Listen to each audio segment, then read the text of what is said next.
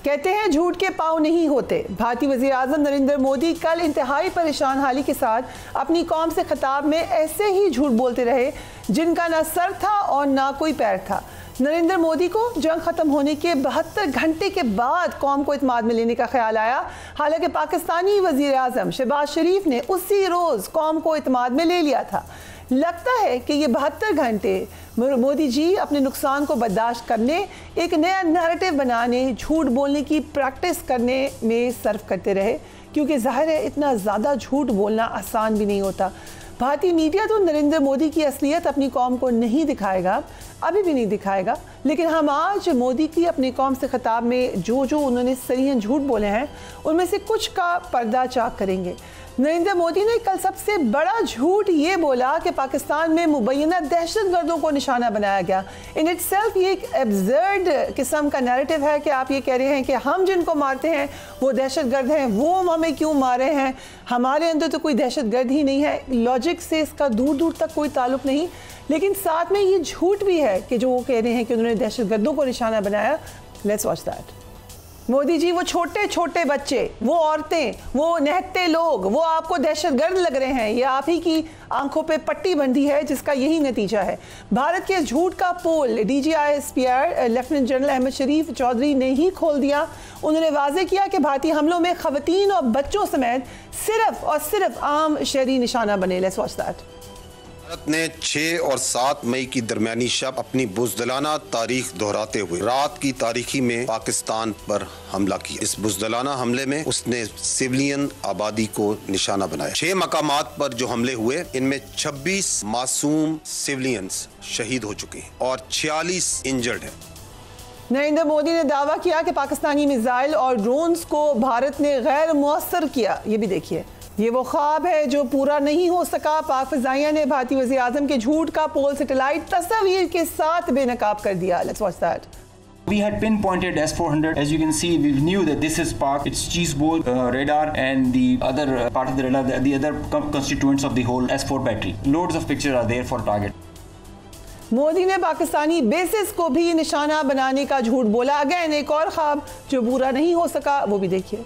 जी, कोशिश ज़रूर की आपने, लेकिन सबसे पहले तो नूर खान बेस के करीब तो मैं खुद रहती हूँ, वहाँ पे कुछ नहीं हुआ। बाकी जिस बेस को निशाना बनाने की कोशिश की, बाहर ग्राउंड में या कहीं और चले गए, गलत हरकत ज़रूर की, लेकिन पाक फौज ने इस झूठ का भी पर्दा चाक कर दिया। ये भी देखिए। All drones were detected, rendered useless through utilization of the indigenous GPS jamming systems that we have, the data and the SATCOM denial that we created through our indigenous systems that we have made ourselves. You can see the BrahMos who were going over there. Now they were being attacked with PF's soft kill. We were inducing the errors into them, into the GPSs, which increase their CEP. This BrahMos will miss the target and will go ahead and fall in some no man's land. Evidence that we have that there are so many of their vectors miss the targets. Modi ने झूठ बोला कि पाकिस्तान ने जंग बंदी के लिए दुनिया से दरख्वास्त की। मोदी जी, आपके झूठ का पोल तो खुद गोदी मीडिया ने ही खोल दिया। ये भी देख लीजिए। मोदी ने एक झूठ बोला कि भारत ने हर बार जंग में पाकिस्तान को हराया। ये भी देख लीजिए। मोदी जी, हकीकत यह है कि आपने हर दफ़ा मुंह की खाई है। इस झूठ को पाकिस्तानी पायलट खुद ही बेनकाब कर रहे हैं, जिन्होंने 1965 से अब तक हर बार भारतीय फ़िज़ाइया का तिया पांचा कर दिया। ये भी देखिए।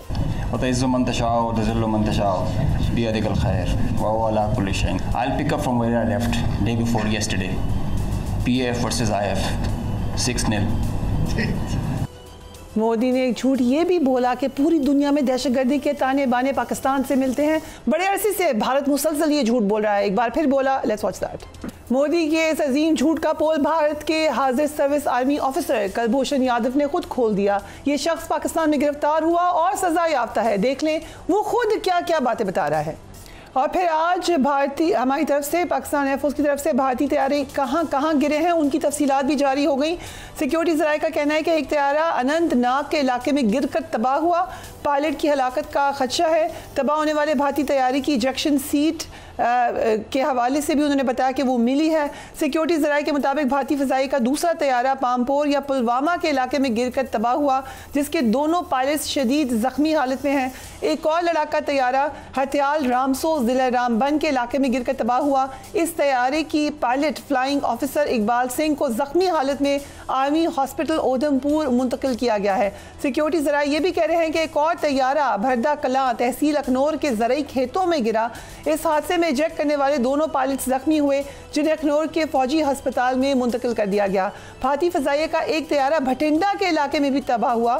भारत का एक बैरून जम्मू शहर के मशरक में 13 नॉटिकल माइल के रिमोट पायलट व्हीकल फासले पर मारकर गिराया गया। दिफाई माहिरीन के मुताबिक ये जो सिलसिला है उससे वाज़े तौर पर नज़र आ रहा है कि भारत के पास अब कोई शायद ऑप्शन भी नहीं है कि वो सिर्फ झूठ ही बोले, और झूठ ही बोला जा रहा है। Vice marshal Abid Rao, thank you so much for joining us. Bharat की जानिब से मुसलसल अभी भी हम देख रहे हैं, पाकिस्तान पर इल्ज़ाम भी लग रहे हैं, सीज़ फायर के हवाले से मीडिया भी नाराज़ है। ये सस्टेन करेगा आपकी नज़र में सीज़ फायर? देखें, मैं पहले on a very lighter note let me tell you, वो पिछले दिनों ये इंडिया औरंगजेब आलमगीर जो मुगल शहनशाह थे, उनकी कब्र के पीछे पड़ा हुआ है कि वो खोद के उसे कुछ करेंगे। इनको मुगल्स की हुकूमतों के खिलाफ बड़ा वो हो रहा है। पाकिस्तान एयरफोर्स के चीफ बाबर हैं, deputy chief of air staff operations Aurangzeb हैं। बाबर मुगल जो था वो 1526 में आया था, औरंगजेब आलमगीर 1658 में आया था। तो लेकिन अब इंडियंस को पता चलना चाहिए कि औरंगजेब और बाबर मिलके आ गए पाकिस्तान एयरफोर्स को हेड करने। तो जरा ख्याल रखें जरा। Okay, good one. जहां तक इनके झूठ बोलने का ताल्लुक है, ये बेचारे और क्या करें।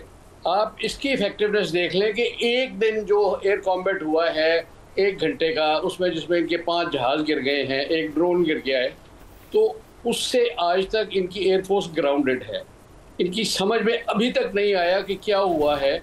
ये जो हमारी स्ट्राइक्स राजौरी गई हैं, उधमपुर गई हैं, भटिंडा गई है और भुज, एयरफोर्स ने स्ट्राइक की, इनको अंदर घुस के इस तरह मारा है कि वो इनकी समझ में नहीं आ रहा कि अब क्या है। शॉक की स्टेट में कौन कौन है? इंडियन एयरफोर्स, इंडियन गवर्नमेंट तो है ही, बिकॉज इन्होंने ख्वाब क्या देखे थे और नतीजा क्या निकला। इनकी वो सारे सुनहरे ख्वाब जो है ना, वो डरावने ख्वाब बन गए हैं। रशिया को इन्होंने बेइज्जत करवाया, उनका S-400 जो है ना जिस तरह पिटवाया, दुनिया में उन्होंने कहा सारी उम्र के इनप्रेग्नेबल है, सबको बेचते नहीं थे कि नहीं ये इतनी सेंसिटिव इन्फॉर्मेशन है। फ्रांस के राफेल को जलील करवा दिया, 3 साल से उस पर ट्रेनिंग कर रहे हैं। ये भी नहीं हम कह सकते कि इनके पायलट्स ट्रेंड नहीं थे, इनकी मेंटेनेंस सिस्टम ठीक नहीं था। इतना अच्छा जहाज, उसके मीटियोर को इन्होंने बेइज्जत करवा दिया, उसके और वेपन्स को जो कहीं नहीं पहुँचे। इन्होंने इजराइल को जलील करवा दिया, उसके ड्रोन टेक्नोलॉजी जो दुनिया भर में मशहूर है, और ये 95 से ये वो ख़रीद रहे हैं, वो इनफेक्टिव हो गई है। और सबसे बड़ा मेरे ख्याल में जो शॉक में या स्टंट है वो अमेरिका है, जिनका ये बगल बच्चा थे, जिसको वो ट्रेन कर रहे थे चाइना से लड़ने को। ये तो एक महज वो मसल टेस्टिंग थी जिसमें इन्होंने अमेरिका को भी शर्मिंदा कर दिया। अमेरिका के लिए सबसे बड़ा डायलेमा ये है कि वो इस एरिया में चाइना को कंटेन करने के लिए किस मुल्क की तरफ देखे, किसको आर्म करे, और कोई नहीं है। पाकिस्तान, ईरान, अफगानिस्तान जो है ना, वो कभी भी अमेरिकन इस कैंप में चाइना के खिलाफ नहीं आएंगे। इन्होंने चाइना के खिलाफ एक ऐसी मुहिम चलाई हुई थी कि जैसे चाइना को ये मार लेंगे। 2 फ्रंट वॉर से वो 2.5 इन्होंने कहा जी बांग्लादेश को भी शामिल कर लें।